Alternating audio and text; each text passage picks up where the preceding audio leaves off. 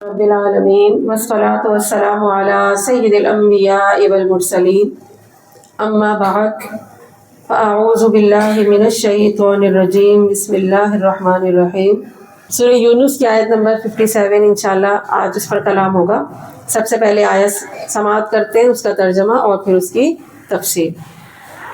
یا ایھا الناس قد جاءتکم موعظۃ من ربکم وشفاء لما فی الصدور وَهُدًى وَرَحْمَةٌ لِّلْمُؤْمِنِينَ، یعنی اے لوگو، تحقیق تمہارے پاس تمہارے رب کی طرف سے ایک عظیم نصیحت آ گئی جس میں دلوں کی بیماریوں کے لیے شفا ہے اور ہدایت ہے اور مومنین کے لیے رحمت ہے۔ اللہ تعالیٰ سے دعا کرتی ہوں کہ اللہ تعالیٰ مجھے حق کہنے کی توفیق عطا فرمائے اور ہم سب کو حق سن کر اس پر عمل پیرا ہونے کی اور دوسروں تک بے عینی ہی پہنچانے کی بھی توفیق عطا فرمائے، آمین۔ یہاں اس آیت مقدسہ میں اللہ تبارک و تعالیٰ نے قرآن مجید کی 4 صفات بیان فرمائی ہیں۔ قرآن مجید کی 4 کوالٹیز ہیں کہ ایک موعظۃ من ربکم، یہ قرآن تمہارے پاس تمہارے رب کی طرف سے نصیحت ہے۔ دوسری وشفاء لما فی الصدور، اس قرآن میں تمہارے دلوں کی بیماریوں کے لیے شفا ہے۔ اور تیسری کوالٹی یہ بیان کی کہ وَہُدًى، اور یہ قرآن ہدایت بھی ہے، وَرَحْمَةٌ لِّلْمُؤْمِنِينَ، اور تمام مومنوں کے لیے رحمت ہے۔ جیسا کہ اللہ تبارک و تعالیٰ نے حضور نبی کریم صلی اللہ علیہ وآلہ وسلم کی نبوت کے اوپر دلیل قائم کرنے کے لیے ارشاد فرمایا کہ قرآن ان نبی پر اتارا گیا ہے کیونکہ یہ نبی برحق ہیں، اور قرآن انبیاء پر اتارنے کا مقصد بھی یہی ہے۔ دیگر مقاصد انبیاء میں سے، بعثت انبیاء میں سے ایک مقصد یہ بھی ہے کہ انبیاء کرام قرآن مجید کے ذریعے سے ہمارے دلوں کی، باطن کی اور ظاہر کی صفائی ستھرائی کا کام کرتے ہیں۔ اب دیکھیں، جیسے ایک مثال کے طور پہ ایک چٹورا انسان ہے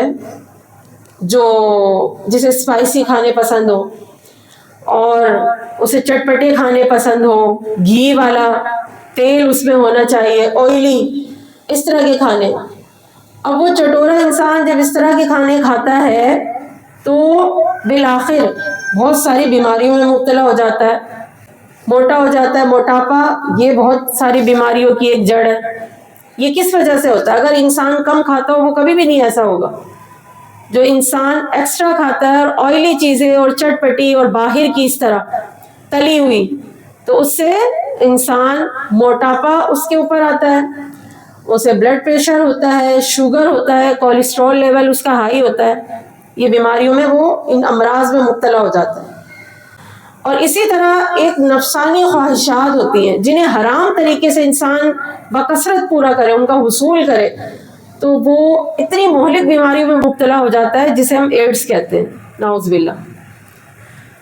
تو یہ انسان جب اپنی کیئر نہیں کرتا، پرہیز نہیں کرتا، تو وہ ظاہر بیماریوں میں مبتلا ہوگا۔ تو جب ڈاکٹر کے پاس جاتا ہے تو ڈاکٹر کہتا ہے سب سے پہلے اگر آپ کو صحیح ہونا ہے تو وہ دوا بھی دیتا ہے، میڈیسن کے ساتھ ساتھ کیا کہتا ہے، آپ نے پرہیز بھی کرنا ہے۔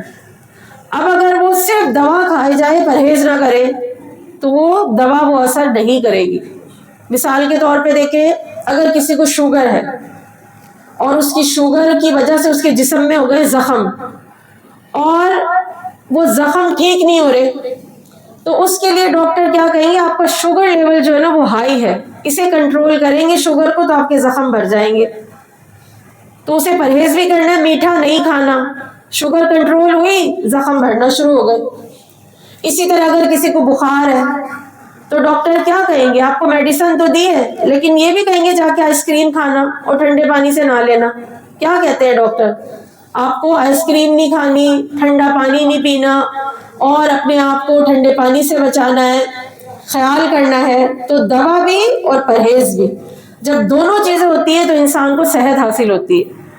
تو کوئی بھی بیماری ہو اس میں میڈیسن کے ساتھ ساتھ آپ کو پرہیز بھی کرنا پڑتا ہے۔ تو اسی طرح دیکھیں جس طرح یہ جسمانی بیماریاں ہوتی ہیں نا، انسان کی قلبی اور روح کی بیماریاں بھی ہوتی ہیں. انسان کا قلب بھی بیمار ہوتا ہے، اس کا باطن بھی بیمار ہوتا ہے، باطن بھی اس کا گندا ہوتا ہے بہت ساری آلودگیوں سے. اور انسان کا باطن یا دل کیسے گندا ہوتا ہے؟ عقائد فاسدہ سے. جو عقائد اللہ اور اس کے رسول کے لیے رکھنے چاہیے وہ نہ رکھے تو عقائد فاسدہ ہوتے ہیں، وہ خراب عقائد ہوتے ہیں، درست عقائد نہیں ہے. تو جب درست عقائد نہیں ہے تو دل خراب ہوگا، دلی بیماری جسے قلبی امراض، باطنی بیماریاں کہتے ہیں. اسی طرح انسان اچھے اعمال نہ کرے، اعمال خبیثہ کرے یا کفر اور شرک پر مبنی اعمال کرے تو اس سے بھی آپ کا باطن خراب ہوتا ہے. تو انسان کا عقائد خراب ہو یا اس کے اعمال خبیث ہو یا اخلاق اس کے برے ہو، اخلاق رذیلہ ہو، تو اس سے انسان کا دل بیمار ہوتا ہے. روح کی بیماریاں ہوتی ہیں جنہیں روحانی بیماری، قلبی بیماری، باطنی امراض کہا جاتا ہے. تو انبیاء کرام کو اللہ تبارک و تعالیٰ نے اسی لیے مبعوث فرمایا کہ جب لوگ گناہ کر کے کفر و شرک میں مبتلا ہو کر انہوں نے اپنا آپ بیمار کر لیا ہے، یہ قلبی، روحانی اور جسمانی امراض کے ساتھ ساتھ اپنے نفسانی امراض میں مبتلا ہو گئے ہیں، تو انبیاء کرام کو اللہ تعالیٰ ایک نسخہ شفا یہ قرآن مجید کی کتاب کی صورت میں عطا فرماتا ہے کہ نبی کریم علیہ السلام کو یہ عطا کی گئی. اور فرمایا جو ابھی میں نے سورہ یونس پڑھی کہ اللہ تعالیٰ نے یہ قرآن نبی پاک پہ اتارا اور اس قرآن میں فرمایا یہ قرآن اس لیے تم پر اتارا ہے کہ موعظۃ من ربکم، یہ نصیحت ہے تمہارے لیے تمہارے رب کی طرف سے، وشفاء لما فی الصدور، اور تمہارے دل کی بیماریوں کے لیے اس میں شفا ہے. تو قرآن باطنی بیماریوں کی شفا کے لیے اللہ تبارک و تعالیٰ نے اپنے محبوب پر اتارا اور نبی کریم علیہ السلام نے آ کر اور اس دنیا میں تشریف لا کر لوگوں کے کفریہ جو عقائد تھے انہیں ختم کیا، جو شرک پر مبنی اعمال تھے انہیں درست کیا، ان کے اخلاق درست کیے، انہیں تندرست کیا. تو صرف دیکھیں جسمانی بخار، نزلہ، کھانسی یہ بیماریاں نہیں ہوتی ہیں، انہیں جسمانی بیماری تو کہیں گے لیکن صرف یہی بیماریاں نہیں ہوتی ہیں، انسان کی باطنی بیماریاں بھی ہوتی ہیں. اور ان باطنی بیماریوں کو ٹھیک کرنے کے لیے اللہ تعالیٰ نے انبیاء کو نازل کیا. ایک اور مقام پر اللہ تعالیٰ فرماتا ہے لَقَدْ مَنَّ اللَّهُ عَلَى الْمُؤْمِنِينَ إِذْ بَعَثَ فِيهِمْ رَسُولًا مِّنْ أَنفُسِهِمْ يَتْلُو عَلَيْهِمْ آيَاتِهِ وَيُزَكِّيهِمْ وَيُعَلِّمُهُمُ الْكِتَابَ وَالْحِكْمَةَ. یہاں پہ اللہ تعالیٰ نے ارشاد فرمایا کہ تحقیق اللہ تبارک و تعالیٰ نے تم پر احسان فرمایا کہ ایک رسول انہی لوگوں میں سے تمہیں میں سے تم پر مبعوث فرمایا، ایک رسول تمہیں میں سے تمہارے پاس بھیجا. اور رسول کا کام کیا ہے، اس کی ڈیوٹی کیا ہے؟ یتلو علیہم آیاتی، وہ ہماری آیات تم پر تلاوت کرتے ہیں، تمہیں پڑھ کے سناتے. اور وَيُعَلِّمُهُمُ الْكِتَابَ وَيُزَكِّيهِمْ، اس سے پہلے کہ تمہارا تزکیہ نفس کرتے ہیں، یعنی تمہاری جو باطنی خرابیاں ہیں، تمہارے باطن میں حسد ہے، کینہ ہے، بغض ہے، بخل کی بیماری ہے، عدم توکل ہے، اللہ تعالیٰ سے بے خوفی ہے، تکبر ہے، تو یہ ساری باطنی بیماریاں یہ اور یا عقائد کفریہ یا اعمال شرکیہ اگر تمہارے اندر ہے تو یہ نبی آ کر وَيُزَكِّيهِمْ تمہارا باطن کا تزکیہ کرتے ہیں، تمہارا تزکیہ نفس کرتے ہیں. اسے کہتے ہیں تزکیہ نفس کو، یعنی کہ باطن کی بیماریوں کو دور کرنا، باطن پاک صاف کرتے ہیں. تو یہ انبیاء کرام ہمارا ظاہر بھی پاک کرتے ہیں کہ ہمیں کہتے ہیں نماز پڑھو، روزہ رکھو، زکوٰۃ دو، قتل نہ کرو، زنا نہ کرو، اور غیبت نہ کرو، چغلی نہ کرو، کسی کے ساتھ زیادتی نہ کرو، اور ماں باپ کی فرما برداری کرو، نافرمانی نہ کرو، کسی پر ظلم نہ کرو، ناحق کسی کا مال نہ کھاؤ، کسی کے پیسے نہ دباؤ. یہ سارے ظاہری، ان سے بھی کہتے ہیں بچو. اور پھر جو باطنی بیماریاں، حسد، کینہ، بغض، ان سے بھی بچو. تو ہمارا ظاہر بھی انبیاء کرام پاک کرتے ہیں اور ہمارا باطن بھی پاک کرتے ہیں. تو اس کے لیے اللہ تبارک و تعالیٰ نے انہیں مبعوث فرمایا. اور جب انسان ان کی تعلیمات پر عمل کرتا ہے تو اس کا باطن پاک صاف ہو جاتا ہے، اس کا دل صاف ہو جاتا ہے. اور جب اس کا دل صاف ہوتا ہے نا تو اللہ تبارک و تعالیٰ کے انوار، جو اس کی انوار الہیہ ہیں، اس کے دل پر منعکس ہوتی ہے، جس سے اس کا دل روشن ہو جاتا ہے. اسی کے لیے اللہ تبارک و تعالیٰ نے قرآن میں ارشاد فرمایا یا ایتھا النفس المطمئنہ، اے نفس مطمئنہ ارجعی الی ربک، اپنے رب کی طرف لوٹ جاؤ. نفس مطمئنہ کون سا نفس ہے؟ وہ جو بالکل پاک صاف جس کا دل ہوتا ہے. تو یہ انسان کا دل کیسے صاف ہوتا ہے؟ جب گناہوں کو چھوڑتا ہے. حدیث مبارکہ کا مفہوم ہے نا، اللہ تبارک و تعالیٰ دیکھیے ہمارا دل جو ہوتا ہے نا بالکل ایک آئینے کی مثل صاف ستھرا ہوتا ہے، لیکن جب انسان گناہ کرتا ہے تو اس کے دل پر ایک نقطہ لگ جاتا ہے، سیاہ رنگ کا ڈاٹ لگ جاتا ہے. اب جب انسان توبہ کر لے اپنے گناہ سے تو وہ داغ دھل جاتا ہے. اور اگر توبہ نہ کرے، پھر گناہ کیا، پہلے قتل کر دیا، پھر معاذ اللہ زنا کر دیا اور توبہ نہیں کر رہا، اور پھر غیبت بھی کر رہے ہیں، چغلی بھی کر رہے ہیں، ناجائز لوگوں کی زمینوں پہ قبضہ کر رہے ہیں، فراڈ کر رہے ہیں، رشوتیں لے رہے ہیں، سود لے رہے ہیں، تو اس سے کیا ہوتا ہے؟ انسان کے دل پر وہ جو کالا دھبا ہوتا ہے وہ لگتا جاتا ہے حتیٰ کہ اس کا دل سیاہ ہو جاتا ہے. ابھی تو ہمیں نظر نہیں آ رہا، ابھی ہم اگر دل کو نکال کے دیکھیں گے وہ ریڈ ہی ہوگا جیسا ہوتا ہے، لیکن اللہ تبارک و تعالیٰ کی جو تعلیمات ہیں، قرآن اثر نہیں ہمارے دل پہ کرتا، اچھی باتیں ہمارے دل پہ اثر نہیں کرتی، نماز میں ہمارا دل نہیں لگتا، دین میں ہمارا دل نہیں لگتا، ہم ان چیزوں سے بیزار ہوتے ہیں، گناہوں میں ہمارا دل لگتا ہے. تو یہ کس بات کی علامت ہے؟ کہ ہمارا دل سیاہ ہو گیا ہے. اگر دل پاک صاف ہوتا ہے نا تو وہ پاک صاف تعلیمات کو قبول کرتا، اور دل گندا ہوتا ہے تو گندی چیزوں کو قبول کرتا ہے.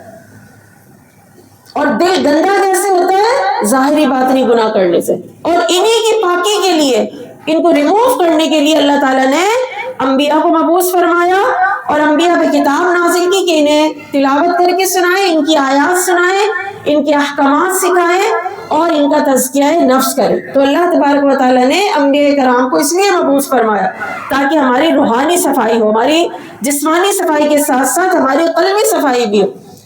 تو جب انسان کے دل پہ دیکھیں، حدیث مبارکہ کی طرف آتے ہیں، اگر وہ گناہ کرنے سے اس کا دل سیاہ ہونا تو فوراً اگر توبہ کر لیتا ہے تو دل صاف ہو جاتا ہے، اور اگر توبہ نہ کرے تو دل پہ دھبا لگا رہتا ہے. اور حتیٰ کہ جیسے اب دیکھیں یہ بلیک ابایا ہے نا، یہ ابایا ہے تو اس لیے تو اچھا لگ رہا ہے، لیکن اگر مثال کے طور پہ کسی کی گورا رنگ ہو اور اس کو کالا کر دیا جائے، اس پہ سرما لگا دو یا کوئی بھی کالا رنگ لگا دو، بتاؤ کیسا لگے گا؟